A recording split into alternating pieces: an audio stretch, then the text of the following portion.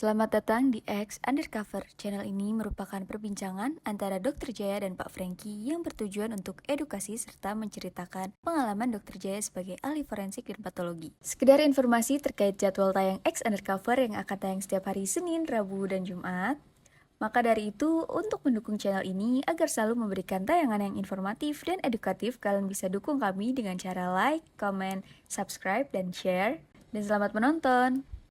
Saya sebelumnya kan MCU kuat berapa 14 menit masih kuat, saya bilang 20 menit juga masih kuat. Ini baru berapa menit, 5 menit udah suruh stop gitu. Terus saya bilang kenapa? Ya udah nggak bisa, langsung aja kateter nanti gitu. Jadi saya udah langsung disuruh kateter.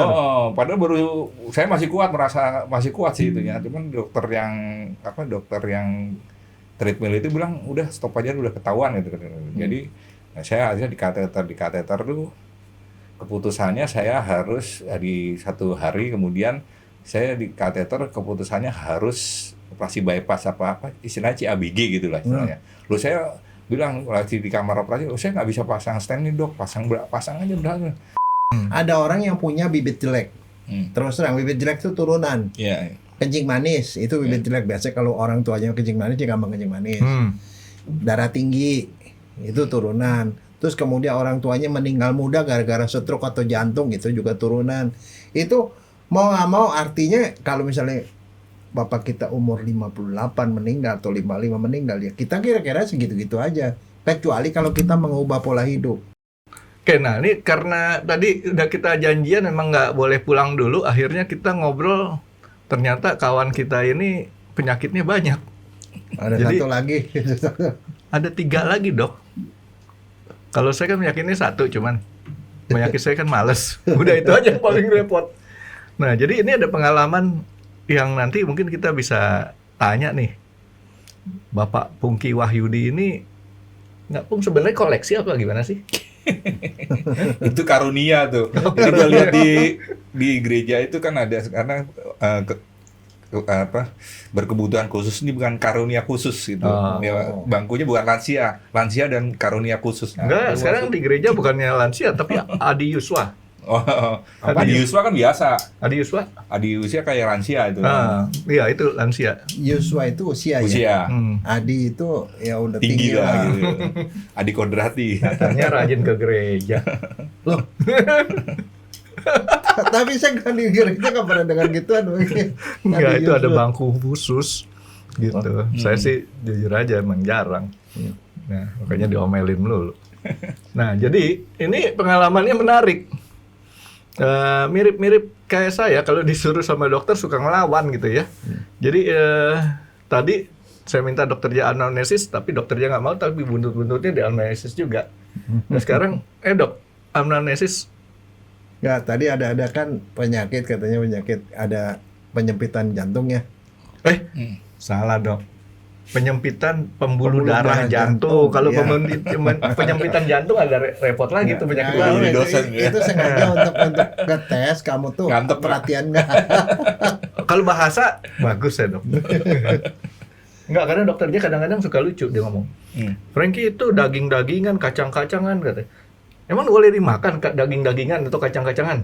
Coba, benar nggak dia ngomong? Bener. Salah. Kacang-kacangan tuh biasanya kacang plastik tuh. Itu kacang-kacangan tuh. Daging-dagingan itu dari lilin. Kalau kita mau makan tuh, yang benar tuh pengulangan gitu itu. Iya. Jadi kalau kita ngomong berbagai macam kacang gitu ya, atau berbagai macam daging, itu benar. Tapi kalau daging-dagingan, wah itu yang di etalase restoran-restoran tuh dari lilin itu. Itu kalau forum itu Anton N. Mulyono itu Mulyono tuh. Enggak, Yusba Dudu. Yusba Dudu. Yusba Dudu lama lagi. Kalau Yusba Dudu itu kayaknya bukan. Gunakanlah bahasa Indonesia yang baik dan benar. Iya, tata bahasa dia. Kalau ini idiomatic gitu. Oh ya, idiom. Jadi Nisrina Nurul, baik. Enggak, ini. Saya coba perhatiin saya ngomong. Gunakanlah bahasa Indonesia yang baik dan benar. Begitu. Itu benar, tapi aksennya kan mungkin beda itu. Aksennya lokalnya. Bukan, itu salah. Harusnya kalau ngomong seperti itu ngomongnya gunakanlah bahasa Indonesia yang baik dan benar. Tapi memang saya plesetin. Gunakanlah bahasa Indonesia yang baik dan benar. Bahasa itu. pejabat ya. Bukan bahasa Betawi, itu baik. Oke dok, di anamnesis lagi dok. Enggak, ini kan ada ceritaan tadi, cerita soal jantung gimana sih mulanya tuh? Tahun kapan tuh? Jadi tahun 2024 tuh saya ininya lengan kirinya sakit gitu ya. Ya, sakitnya kayak gimana? Pegel, ditusuk, atau keringat? Nggak enak aja, kayak Nggak ketarik enak. ototnya gitu kayak. Lagi ngapain? Nggak apa-ngapain. Jadi cuman kan mengganggu gitu berbulan-bulan gitu, hilang. Nah, itu Hilang, timbul kalau lagi gitu. capek gitu keluar gitu. Nah, terus saya ke dokter jantung. Di dada sebelah kiri sini. Sebelah kiri, Sini. sebelah kiri. Menjalar nggak? Nggak menjalar sih. Jadi gini, saya kan itu masuk usia udah berapa ya? Udah lansia ya. Kira-kira 61, 62 gitu lah. Rasanya nggak enak doang, apa seperti diperes, seperti diremes, atau sakit? Nah itu saya nggak gitu, pokoknya nggak enak aja badannya gitu. Oke. Jadi kan saya konsult Agak asam dilihat dikit ya. Ya. pakai apa USG atau apa? Ya. Oh cuman bisa 70%, katanya kurang bagus nih. Jadi mesti di apa namanya? Apa ya? Di treadmill gitu, di treadmill supaya bisa oke. kelihatan gitu. Jadi di treadmill Di mana satu tuh? rumah sakit di Cinere itu baru saya Berapa sebelumnya menit? kan MCU kuat berapa 14 menit masih kuat, saya bilang 20 menit juga masih kuat, ini baru berapa menit 5 menit udah suruh stop gitu. Terus saya bilang kenapa? Ya udah nggak bisa, langsung aja kateter nanti gitu. Jadi saya di Wow, udah langsung disuruh kateter. padahal baru saya masih kuat, merasa masih kuat sih itunya. Cuman dokter yang treadmill itu bilang udah stop aja, udah ketahuan gitu. Jadi saya akhirnya di kateter tuh keputusannya saya harus di satu hari kemudian saya di kateter keputusannya harus operasi bypass apa istilahnya CABG gitu lah istilahnya. Lalu saya bilang lagi di kamar operasi, saya nggak bisa pasang stent nih dok, pasang aja berapa? Oh nggak bisa nih, percuma gitu. Kemudian hari saya konsultasi ke dokter yang kateter, saya nggak bisa nih, saya mesti di ini di operasi bypass. Nah saya udah dijadwalin tuh. Itu kalau nggak salah saya sekitaran November Desember 2024 saya udah dijadwalin tanggal 3 Februari 2025. Jadi kira-kira 1,5 bulan gitu dah. Saya harus udah operasi, udah nanti Bapak masuk situ nanti ada penjelasan, terus ada di karantina gitu 1-2 hari apa baru nanti udah. Nah, tapi saya pikir saya ada kegiatan besar mau mantu waktu itu, jadi gue kalau dioperasi, saya nih gini-gini penderita diabetes karena saya juga divonis diabetes, jadi saya cuman Udah berapa lama diabetes? Lama? umur 59 saya divonis diabetes itu gede juga tuh waktu itu 11,6 tuh HbA1c, terus saya di treatment turun 9,6, terus turun lagi jadi 8,1 apa, Ya, tapi turun. Masih tinggi itu. Sekarang sih sudah suntik insulin. Nah, cuman saya takut kalau dioperasi itu pasca operasinya bukan operasinya. Jadi saya ngelihat itu teman-teman komunitas itu ada yang masih 5 bulan, yang saya tanya itu semua di bawah saya usianya. Operasi bypass sampai sebelah kamar saya waktu dirawat itu, sebelah tempat tidur saya bilang, iya Bapak, saya nggak ada pilihan. Kalau Bapak ada pilihan ya Bapak jangan operasi bypass gitu. Saya ingat-ingat sama dia. Jadi operasi bypass, terus saya minta nomor telepon. Nah, terus kemudian hari saya komunikasi, gimana Pak? Iya nih, saya udah selesai nih. Ya masih sakit gitu. Terus oke, berapa lama? Saya komunikasi lagi, belum sembuh-sembuh. Terus saya tanya, Bapak diabetes? Iya, waduh, aku diabetes juga. Itu berapa lama tuh setelah operasi dia nggak sembuh-sembuh? Dia sampai 5 bulan dia masih Maksudnya belum, nggak sembuh apa? Masih sakit? masih jahitannya belum dibuka gitu, masih ditutup. Ada sih yang umur saya ada punya juga temen di situ di komunitas itu umur 41 di bypass tapi dia udah dibuka 2 minggu aja udah dibuka gitu. Dia di belah sini tengah, dia udah dibuka loh. Jadi beda-beda nih. Saya kan ada diabetes, jadi saya begitu keputusan itu saya sama anak istri saya disuruh udah mumpung masih muda dioperasi aja. Saya ingat bapak saya kan, bapak saya umur 58, jadi saya nggak jauh-jauh juga, tapi 58 untuk operasi bypass bapak saya di Harapan Kita. Seingat saya orang ke 40 waktu itu. Dokter siapa? Dokter siapa yang dari Parmisi Hakim. Oh iya, itu jagoannya tuh. Iya, itu baru waktu itu saya lihat di atas itu dari apa namanya, auditorium atau apa gitu ya. Jadi suruh lihat itu, nggak mau lihat itu. Jadi saya, wah ini kebayang-bayang umur 58. Jadi saya kayak jauh-jauh itu. Nah cuman saya pikir gini, saya kan walaupun bener divonis jangan, tapi saya ini apa, nggak sesek, nggak, jalan masih kuat 100 meter berapa kilo masih asal stabil aja saya masih kuat. Terus naik tangga juga saya 3-4 lantai masih kuat gitu, nggak ada capaian. Ya mungkin recovery-nya karena udah usia lebih lambat lah. Saya lihat tuh, saya pakai jam itu kan yang apa, ada BPM-nya itu kan. Nah jadi kan dikasih anak saya tuh, jadi saya oke lah, saya batas saya tuh 137 BPM tuh per menitnya.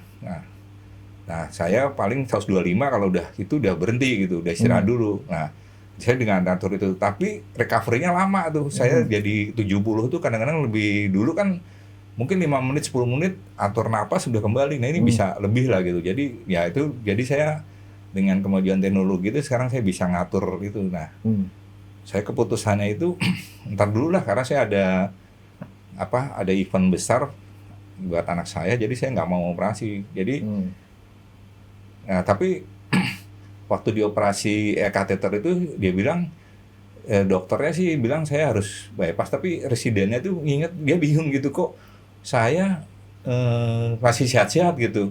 Mungkin bapak ini kayaknya pembuluh kapilernya, dia istilahnya gitu, bilang mungkin masih bagus tuh pak gitu.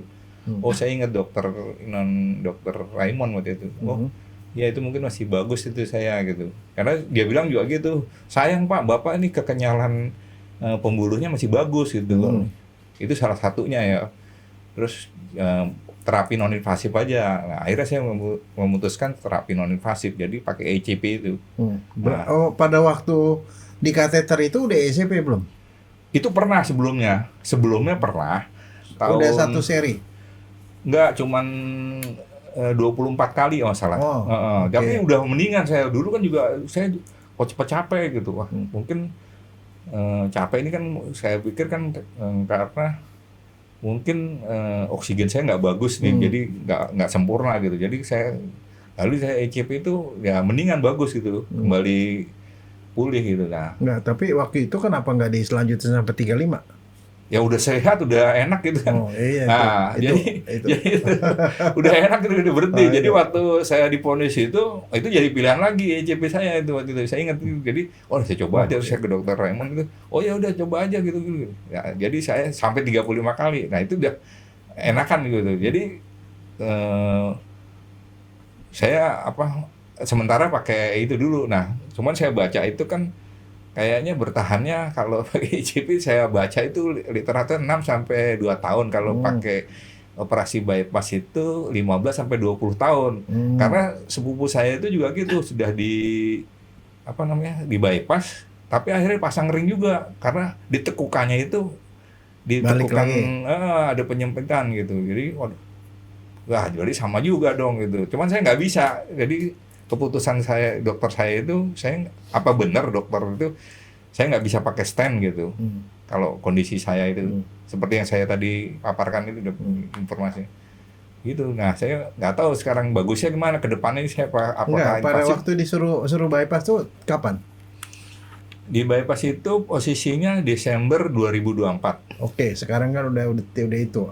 Perkembangannya gimana sampai dari saat itu sampai sekarang kan ini kan? Ya nggak ada masalah. Maksudnya saya nge-gym juga, olahraga nge-gym segala macam.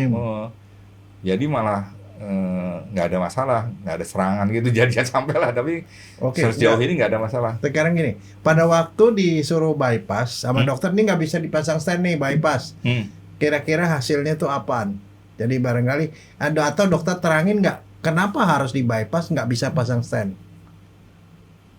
Waktu itu nggak bisa panjang lebar ya, karena kayaknya cenderung yang saya juga saya harus bypass, nggak ada pilihan lain. Nggak, dia nggak kasih tahu alasan. Saya bilang, saya ke dokternya saya ya udah saya pikir-pikir dulu gitu. Dokternya bilang terus. Nah, tapi kamu nggak nanya, nggak ngotot. Kenapa nggak bisa pasang stent gitu loh? Ngotot nggak? Dokter bedahnya, saya cerita gitu. Saya pernah gini. Oh, beda Pak, ini udah parah nih, nggak bisa pasang stent gitu. Nah Saya udah dijadwalin, tapi seminggu sebelum jadwal tuh susternya itu saya nelpon, saya nggak jadi, kan ditanyain saya, Pak gimana Pak schedule-nya? Saya bilang nggak jadi deh, saya tunda dulu, postpone dulu, boleh kan? Dokter susternya, Bapak ini gimana? Yang lain-lain itu minimal 6 bulan, 1 tahun udah dijadwalin, Bapak baru 1 bulan, nggak mau ini, saya nggak tahu lagi nanti ya. Agak kesel lah susternya menjadwalan itu, karena mungkin saya dianggap emergency, tapi ya nggak tahu juga ya. Jadi saya jalanin aja yang pernah saya alami. Jadi ECP itu bukan hal baru, tapi saya pernah ngalamin tahun 2019 saya sudah. Lalu kemarin kan udah 5 tahun itu kan saya jadi akhirnya setelah mangkir dari operasi ECP lagi nggak? Iya, justru itu. Berapa kali? 35. 35. Habis gitu sampai sekarang nggak apa-apa ya? Nggak apa-apa, nggak ada keluhan apa-apa. Nggak apa-apa, dia udah harus jadi setiap tahun kayaknya harus gitu juga. Cuman saya belum schedulekan gitu. Karena itu masih swasta ya. Oke, sekarang begini nih. Saya mau ini. Saya kan karena kamu nggak nanya ke dokternya juga nggak nerangin. Kamu bisa baca nggak hasil kateter pada waktu itu? Itu akan menerangkan kenapa dokter bilang harus harus di bypass, nggak bisa pasang stent. Ya karena saya dokter kan, paling sedikit saya bisa tahu. Kamu bacain deh tuh kesimpulannya. Karena dari situ kita bisa tahu kenapa dia ngomongnya benar nggak gitu loh maksudnya. Saya mah dari tadi dok cuma mikir satu, dok mikir dua. Pertama saya ngiri sama dia nih. Kenapa? Anaknya bisa ngasih jam tangan. Anak saya nggak pernah ngasih apa-apa tuh. Karena concern itu bapaknya terpati mendadak gitu. Nah, kedua, itu cewek ABG apa sih dok? Anak babe gue? Enggak, itu tadi bilang apa? CABG. Oh bukan itu bypass. Singkatan apa? Ada singkatannya nggak? Ada, nanti kamu browsing aja di internet, gampang loh. Kirain cewek ABG. Ini bacain Pak Franky, aku hurufnya kecil-kecil nggak bisa ini nih. Bacain, nah itu nanti satu persatu. Kita punya pembuluh darah jantung tuh 3. Oke, saya bacain ya. Nah, CATS report. Right femoralis artery was punctured after 2% lidocaine SC injection. ya itu caranya. Itu caranya. Apa artinya tuh? Enggak ya. Femoralis kanan, arteri femoralis kanan. Okay. Jadi pembuluh darah di paha sebelah kanan tuh disuntik. Oke, terus 6F diagnostic JR 3.5 in the bracket 6F JL 3.5 in the bracket 6F. Ya nggak usah lah. Terus yang belakang bawahnya terus L. Ya. LM. Ya LM. Itu pembuluh darah yang di tengah. Pembuluh darah. LM, large caliber vessel without significant stenosis. Jadi pembuluh darah LM itu tidak ada penyempitan sama sekali, gede kalibernya. LAD, large large anterior. Jadi pembuluh darah yang ke depan kiri. Large caliber vessel with 70 to 80% diffuse stenosis in proximal until distal part. Oke, yang ke depan pembuluh darah kan ada yang ke depan, bawah, turun. Nah itu 70 sampai 80% mulai dari ujung sampai ke ujung itu mampet semua. Jadi nggak bisa dipasang stent. Karena panjang ya. Panjang, jadi stentnya nggak banyak. Kecuali teknologi stentnya bisa panjang semua. Ya artinya lubangnya cuma tinggal 20-30% doang. Oke, satu lagi LCX. X-nya kecil nih. Large caliber vessel with 70% tubular stenosis in OM branch. Titik ya. Distal gives collateral to distal RCA. Jadi pembuluh darah yang kiri yang lainnya itu yang bukan yang ke depan yang situ. Itu penyempitannya berapa? 70% ya? 70%. Terus? Dia bilang distal gives collateral distal RCA. Nah, dia tetapi walaupun dia mampet gitu, dia dapat pembuluh darah samping dari yang sebelah kanan. Jadi ada yang kanan. Jadi ceritanya seperti begini nih. Jalan besar, nih Sudirman. Ini Sudirman lah. Ada demo. Kamu mau ke Kebayoran, kamu bisa lewat jalan-jalan tikus sampai ke sana. Jalan tikus itu gede dari yang sebelah kanan. Jadi yang kanan itu memberikan jalan lain, jalan samping ke sehingga kamu jadi nggak ada masalah. Terus satu lagi, pasien was stable on return to inpatient ward. Terus satu lagi conclusion, CAD to VD. Recommendation, CABG. Oke. Terus satu lagi, patient is stubborn. Stabil. Pasiennya stabil. Stubborn. Hah? Stubborn. Stubborn. Keras kepala. Keras kepala. Hah? Oh itu gitu, gue rekam aja. Enggak.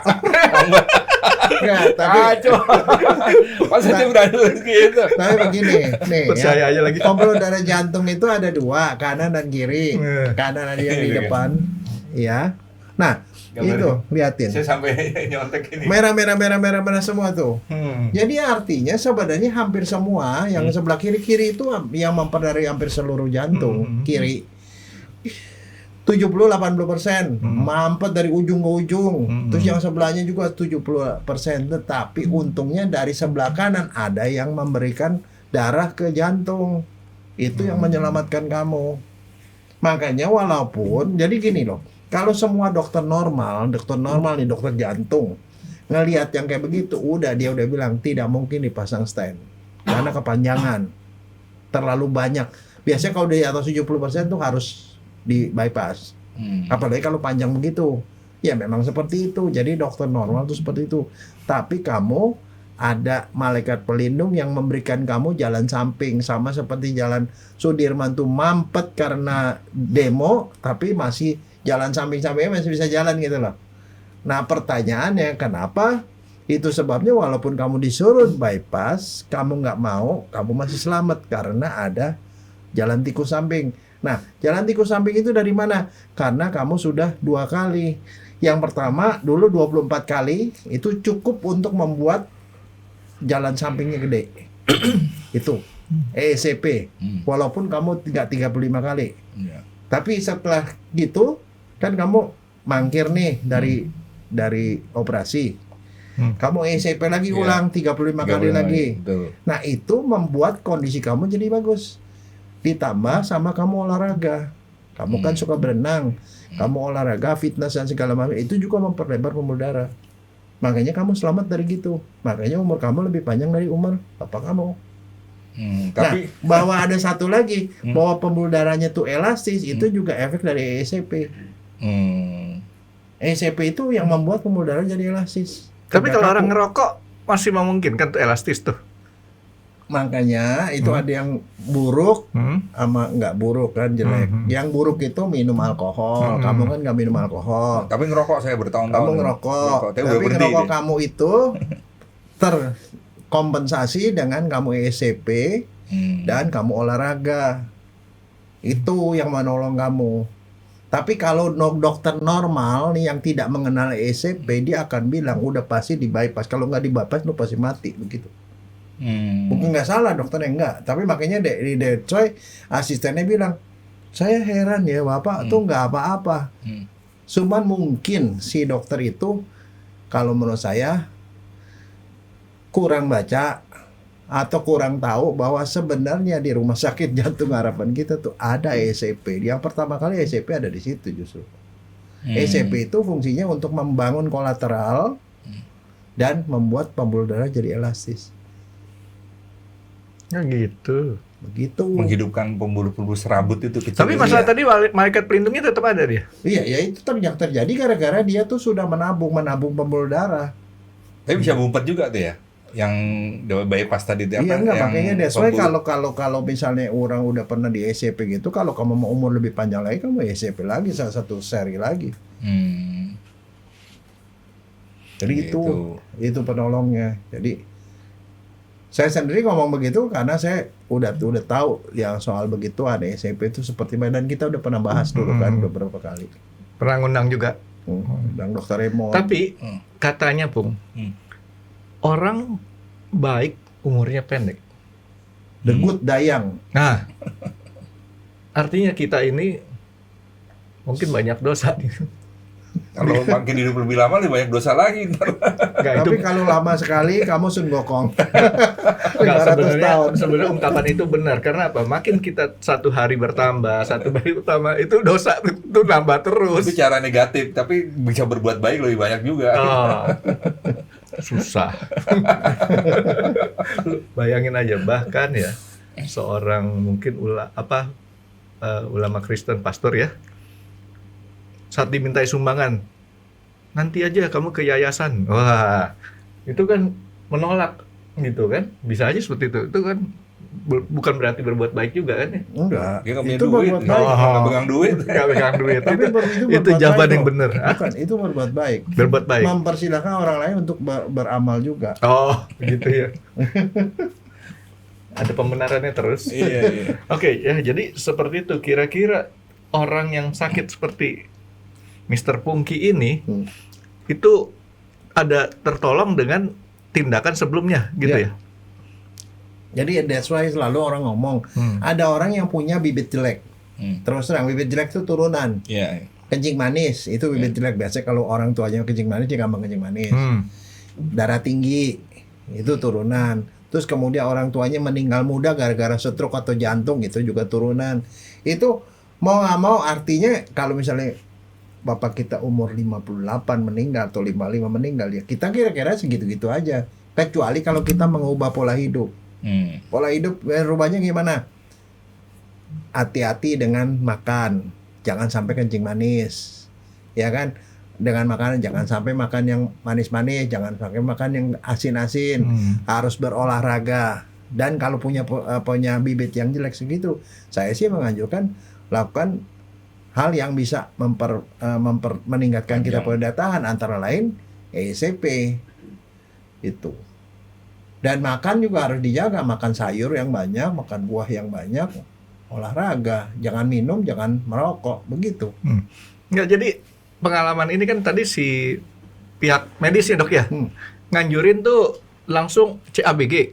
Iya, itu benar Frankie. Karena Anjurannya? kalau pada orang normal yang seperti ini, paling beberapa tahun juga dia langsung mampet bener. Kalau kamu nggak punya latar belakang di ECP, yakin saya. Terus? Jadi memang itu benar. Bukan Jadi, benar. tapi dia bandel, makanya saya bilang the patient is stubborn. Percaya gitu. Dan ternyata dia mengambil resiko ini sebenarnya saat itu nggak kepikiran ya Pung? Enggak. Oh, kepikiran karena Resikonya maksudnya resikonya bahwa kita nggak ambil usulan ini.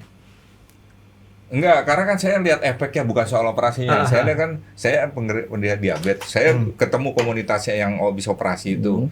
Lalu, waduh, berat banget gitu. Dan tekanannya itu kan dari keluarga sendiri, dari anak, istri. Udah, kenapa nunda-nunda? Ini udah BPJS, udah enak kan gitu. Terus mumpung masih muda gitu.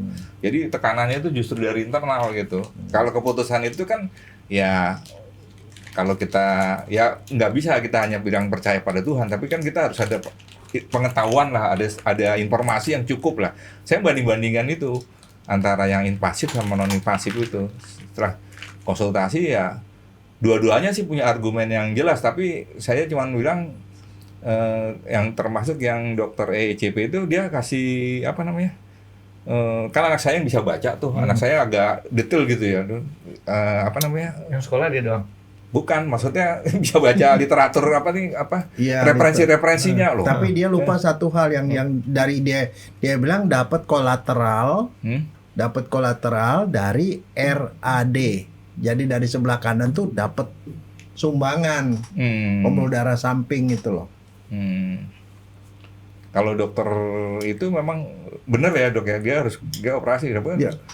Saya bilang ya itu sih biasa ya, dokter saya udah ke dokter bedah jantung juga, torak itu dokter bedah torak itu juga ya sudah dijadwalkan sudah. Tapi punya pengalaman di operasi nggak?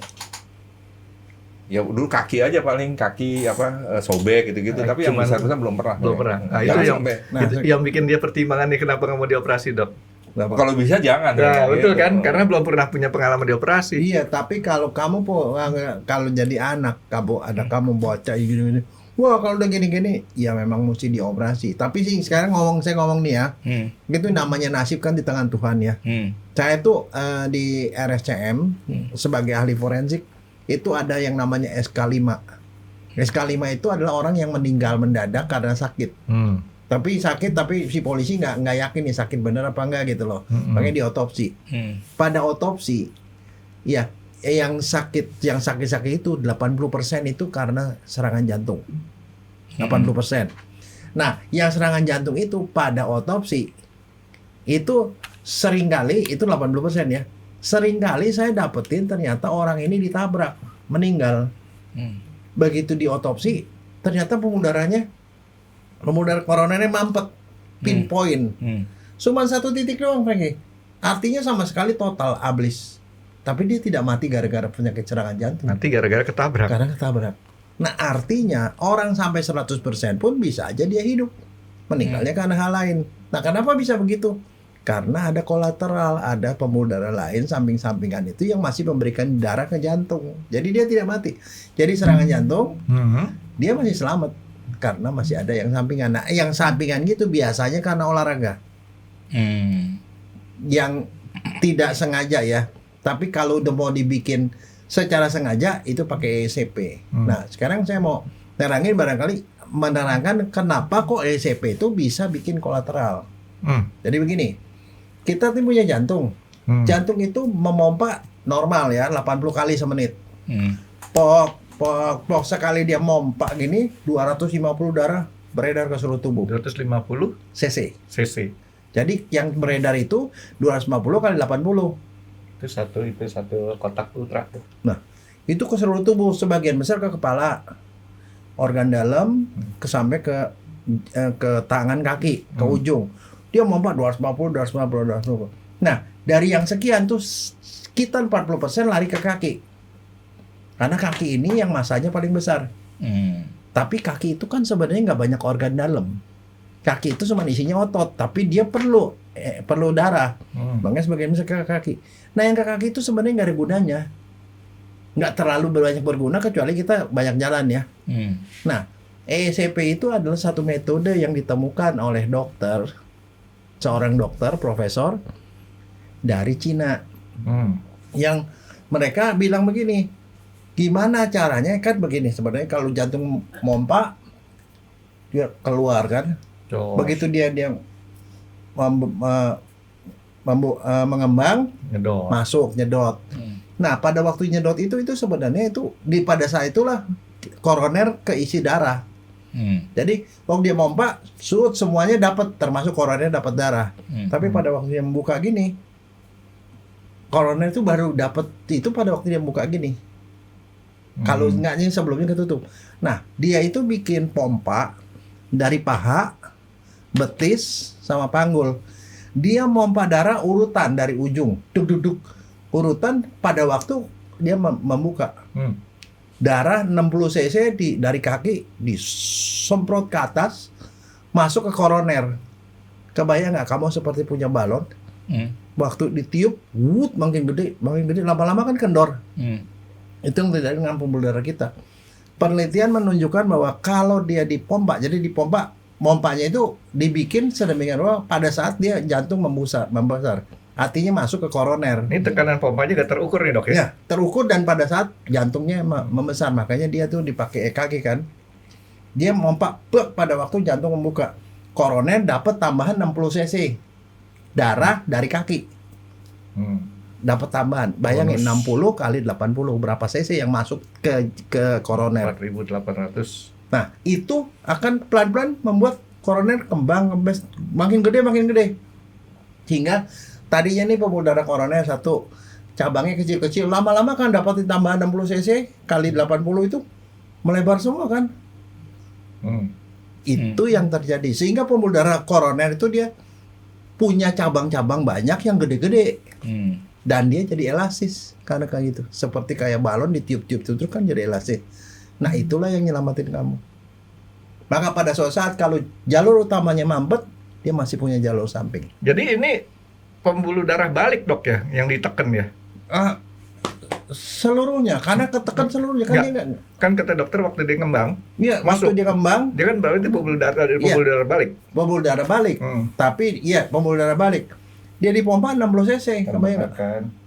Nah, penelitian itu ditemukan oleh profesor Cina, tapi alat mesinnya diciptakan oleh orang Amerika. Orang Amerika, kemudian dipatenkan. Tuh kan curangnya. Orang Amerika. Nah, metode itu dari dulu tuh sudah efektif untuk melebarkan pembuluh darah. Cara ini. Dan karena itu mencegah kita kena serangan jantung. Di harapan kita tuh dulu ada bagian namanya, kan di depan ada gedung hijau tinggi, di belakang ada Sukaman, Pro Sukaman tuh gedung hijau juga, di tengahnya ada gedung putih. Nah disitulah pertama kali ECP masuk ke Indonesia, dikembangkan di situ sebagai kardiologi preventif. Kardiologi untuk pencegahan, orang belum sakit nih dibikin pencegahan supaya in case kalau nanti jalur utamanya mampet dia ketolongan. Nah kamu ketolongan sama itu. Jadi cuman ya kalau di kedokteran kan masalahnya sebaik apapun metode, kalau misalnya komunitas tidak menerima ya susah. Dulu SMP sebelum divonis mesti CAB gitu ya? Iya. Iya, dia udah 24 kali, mestinya 35 kali Frankie kalau mau optimal. Nah, itu 35 tapi 24 tuh hitungan dari mana, Dok? penelitian. Oh, penelitian. Penelitian setelah 35 dia memang betul-betul melebar maksimal. Nanti kalau mau sekali-sekali ya bolehlah ngulang berapa tahun sekali ngulang gitu. Untuk tahun sekali apa? Kalau kita nggak sampai 35 nggak efektif. Lah itu dia. Buktinya dia 24 kali dari 35. 12 dulu. Kan 6 kali dulu coba kan. Agak enakan, terus 12. 12. Itu jarak seminggu-seminggu ya? Enggak. Tiap hari? Maksimum tuh 1 kali itu 1 jam. Tapi 1 hari itu hanya boleh 2 kali, tapi harus selang istirahat 1 jam. Jadi cuma boleh 2 kali. Nah seminggu saya waktu itu mampunya cuma seminggu sekali. Tapi pernah saya seminggu 3 kali karena masalah transportasi ya, kan jauh dari tempat saya itu, benar udah sekalian aja gitu. Jadi 3 kali plus 2 kali, 1 kali datang, berarti udah 6 kali kan.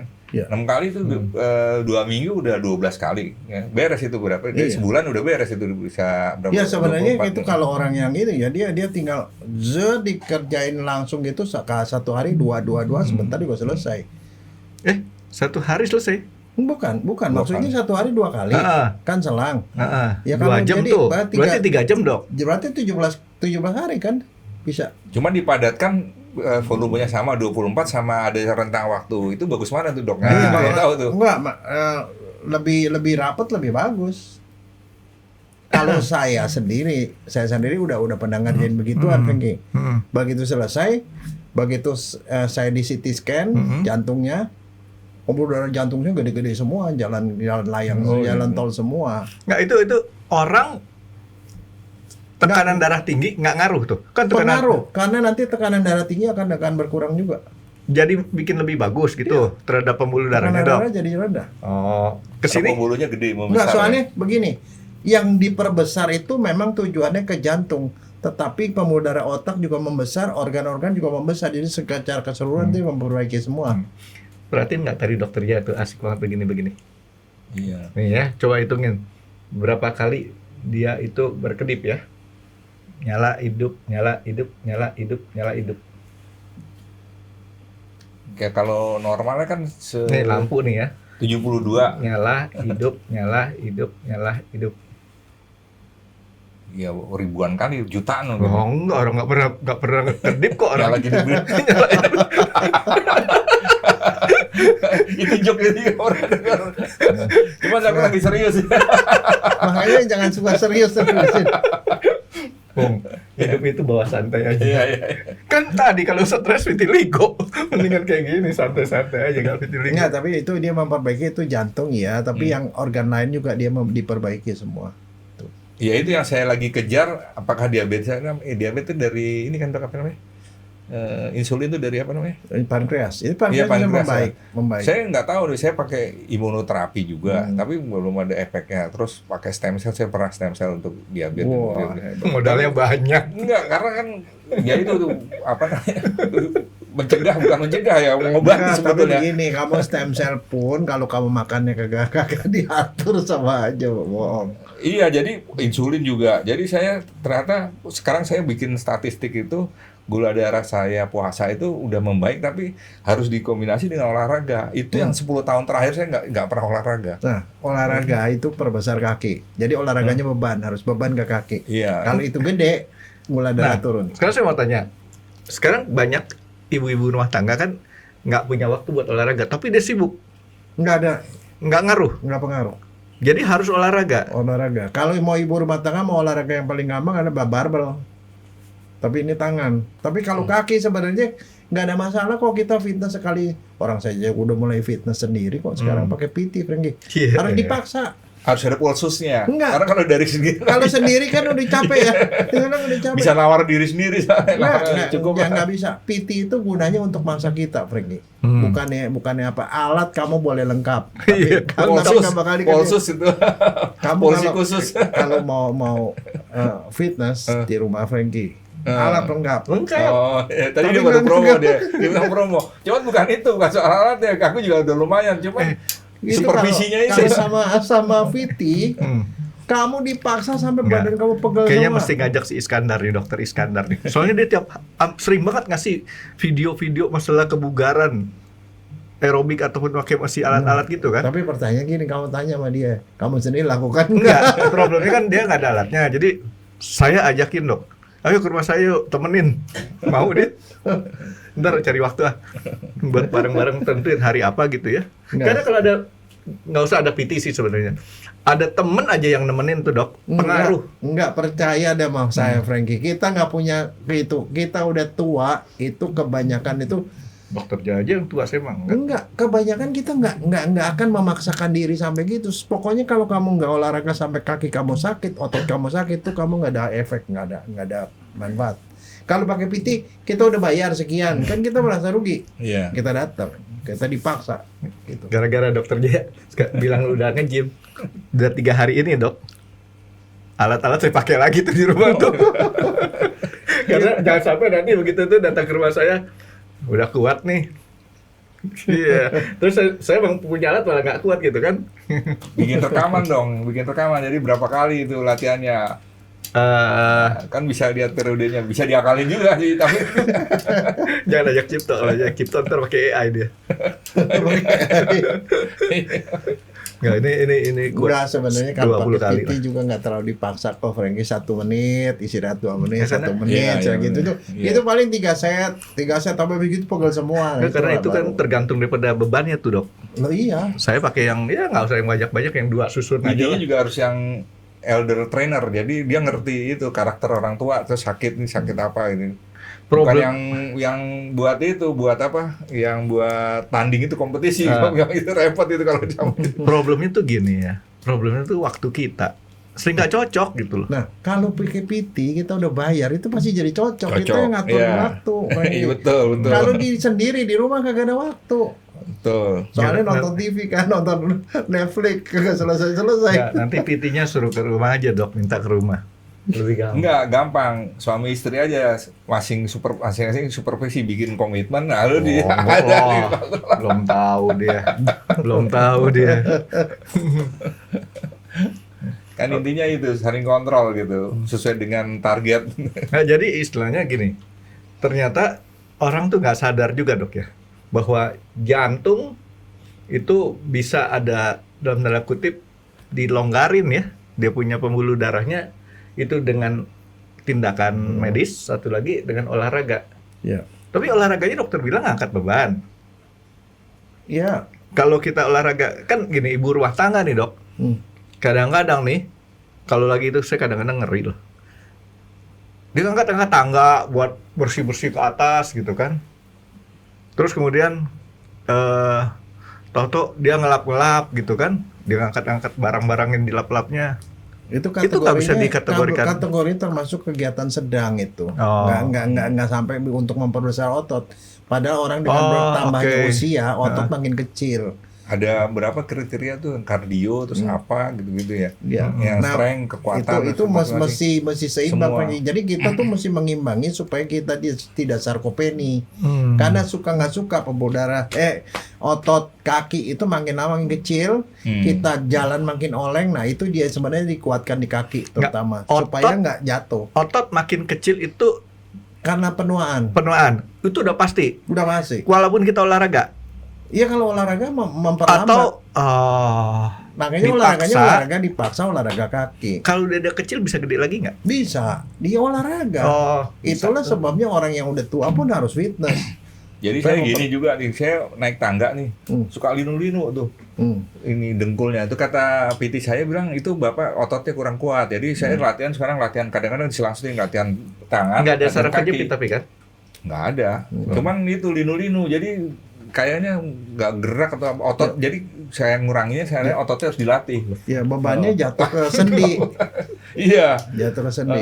Jadi nggak bisa, itu harus ototnya yang dilatih. Jadi sekarang lagi latihan itu otot saya. Jadi kayak zaman guru olahraga saya SMA tuh. Jadi yang sederhana sebetulnya kayak naik tangga apa, kaki gantian-gantian gitu. Tapi hitungannya itu terus tambah beban sedikit. Tapi apa. rumah 2 lantai kan? Iya ya. Nah, artinya tiap hari ada kegiatan di dalam rumah. Ada tapi kurang. Jadi ada target tertentu. Gitu. Nggak cuman target. Saya sekarang nonton sebentar gitu, setengah jam turun lagi, naik lagi, ngapain ambil minum setengah jam, minumnya nggak dibawa semua, turun naik supaya ada kegiatan. Yang dilatih itu juga nggak ini.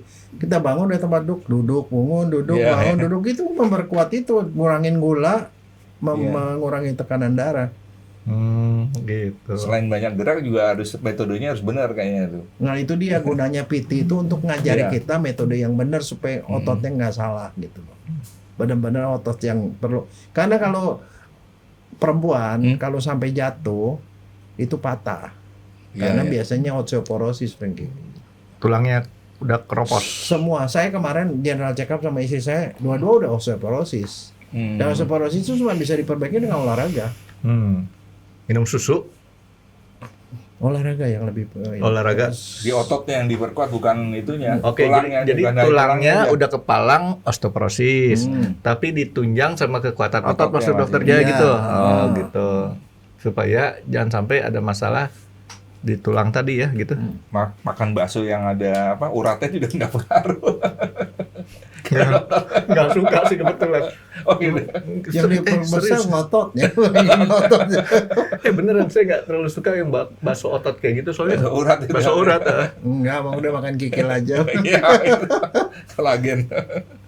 Nggak, sekarang kalau emang kita makan bakso urat emang pengaruh bagus gitu? Lah pengaruh itu, Bang. Itu kan ada kolagen, ada pengaruh. Pengaruh dong ya? Pengaruh. Aku bercanda aja. Serius. Ya kan. Tapi kalau ngotot nggak pengaruh, Frank. Apa? Kamu nambahin ngototnya itu nggak pengaruh. Oke, jadi si Pongki ini beruntungnya karena ESCP tadi dok ya? Ya. Dan satu lagi kebiasaan olahraga itu loh. Kamu berenang segala macam itu termasuk salah satu olahraga yang paling bagus. Buat orang tua itu yang bagus tuh berenang, jalan cepat, sepeda. Aduh, sepeda enggak. Ya, karena itu. Enggak kuat saya pantatnya itu. Sepeda mungkin yang satunya khusus. Enggak, gini, sepeda. Saya juga dulu pertama nggak kuat lama, tapi dikasih tahu itu kita beli celana sepeda yang ada bantalannya. Bantalan kayak spons gitu. Lumayan loh. Kalau nggak kan emang bikin kita pantat sakit tuh. RB kan maksudnya kan road bike kan? Iya, tapi kan gini kalau saya beli RB nggak bisa individu yang mesti rame-rame ya. Nah, individu itu kan ngeri-ngeri juga. Ya, tapi kalau rame-rame ada bahayanya. Selesai sepeda makannya biasa. Makannya kebanyakan. Itu udah biasa. Itu lama-lama bukan kurus, itu nambah. Makan di Masjid Mutia sama satu lagi di belakang Plaza Senayan. Makannya lebih dari biasanya, Iya. Iya, tapi sepeda ngaruh ya? Kan nggak ada beban badan kita. Sepeda enggak, maksudnya buat orang tua itu yang relatif paling aman itu, dan itu masih di berenang ya, berenang, jalan, sepeda. Sepeda bisa statis saja. Ada. Sepeda statis saya. Kalau itu mah ada, saya bilang. Statis saja. Cuman itu dipakai jarang. Tinggal layarnya aja. Enggak, layarnya ada. Layarnya diganti, maksudnya menunya apa? Jadi gini. Yang susah itu kelembamannya, kena kelembaman massa. Di awal itu yang susah. Seneng begitu dilihat, kasih tahu temen, beli sepeda. Oke, beli sepeda yang bisa ada naik turunnya otomatis kan. Yang di depannya kita taruh TV kita seolah kita ikut tur gitu kan. Awal-awal sih pakai, tapi lama-lama kok nggak asik ya. Diganti gambarnya. Udah ganti-ganti yang bikin memicu itu. Bukan, masalahnya lebih asik nonton Netflix. Bukan. Kalau sama teman-teman kita bisa saling ngobrol sana sini. Kita di sana yang di video di TV-nya di depan monitor tuh kita ajak ngomong, dia diem aja. Gitu. Ya kan kalau kita rame-rame, beneran loh. Ini pengalaman ya. Saya satu kali ada sepedahan. Saya tuh kan nggak kuat badannya. Mulai dari Lemhanas startnya tuh, terus sampai ke SMA 8 Bukit Duri. Nyampe. Udah nyampe. Habis gitu istirahatnya berapa hari? Itu ditanya situnya. Pemulihannya berapa lama? 2 hari. 3 hari. 3 hari. Itu problem juga tuh. Pemulihan itu problem. Kalau dulu kan zaman muda kita cepet ya. Enggak, tapi kalau orang yang jantungnya udah mulai menyempit ya be careful. Nggak, tapi happy loh, Iya, bener loh. Kalau kita rame-rame gitu loh. Rame-rame satu grup gitu kan. Makanya, tapi ntar lah. Ini kumpulin lagi si Otek sama si Aspi lah.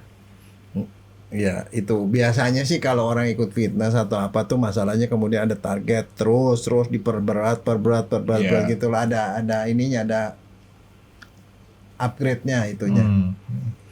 Ya. Nggak statis jadinya.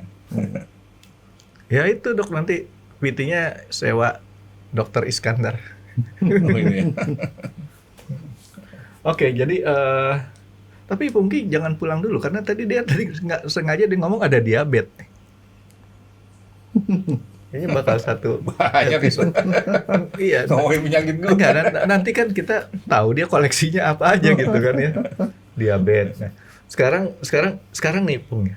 Masih nggak dirasa sorry, kemarin tuh kan periksa jantung itu kan khusus gara-gara ada nggak enak, Keluhan. ada keluhan ya. Sekarang masih nggak Apanya? keluhannya? Kagak lah. Enggak. Lu udah bisa kayak nge-gym kan ada itu. Jadi enggak itu. Ada Karena- limitnya, Frankie. Dia udah tahu limitnya kan intinya. Denyut jantung. Denyut jantungnya dia bilang ke dia cuma tahannya 125. Ya udah 125 itu kalau ada limitnya nggak dilewati dia akan aman. Ya. Asal itu di maintain aja segitu-segitu gitu loh. Jangan Kan dilebihin. ada rumusnya dok ya. 220 dikurangin usia kali 85% atau 80%. Nah, itu. 220 kurangin usia kali 80 apa 80% itu apa detak jantung maksimum gitu. Makanya Kecuali itu kayak sebabnya Frankie. Orang pakai jam itu gunanya itu supaya jangan dilewati itu. Kalau dilewati bisa kolaps. Nah, kalau saya kan kalau di tempat apa nih? Yang buat jalan statis apa nih? Treadmill. Kita pegang begini kan kelihatan statistiknya kita tuh di layar. Ya enggak, Tapi tapi kan kamu belum tahu kapan batas. maksimalnya. Ada batas maksimalnya tuh usia segini, usia segini, usia Ya segini. itu Oh, ada kamu ya? malas Ada. dihitungin sama dia. Iya. Ini supaya kamu jangan lupa matematik. Tek. Oh, Dia matematik. orang matematik, padahal ngapalin rumus gampang deh. Dia Lu mau kasih pakai alat, ngadalin. mau pakai alat aja. Iya, tinggal pegangnya tak ketahuan deh. Oh, ternyata kita udah terlalu tinggi dia punya detak jantungnya. Udah, jadi turunin dia punya speednya, gitu kan? Atau kan bikin naik turun tuh inklinasi tuh, jangan dibikin naik lagi, pengaruh loh.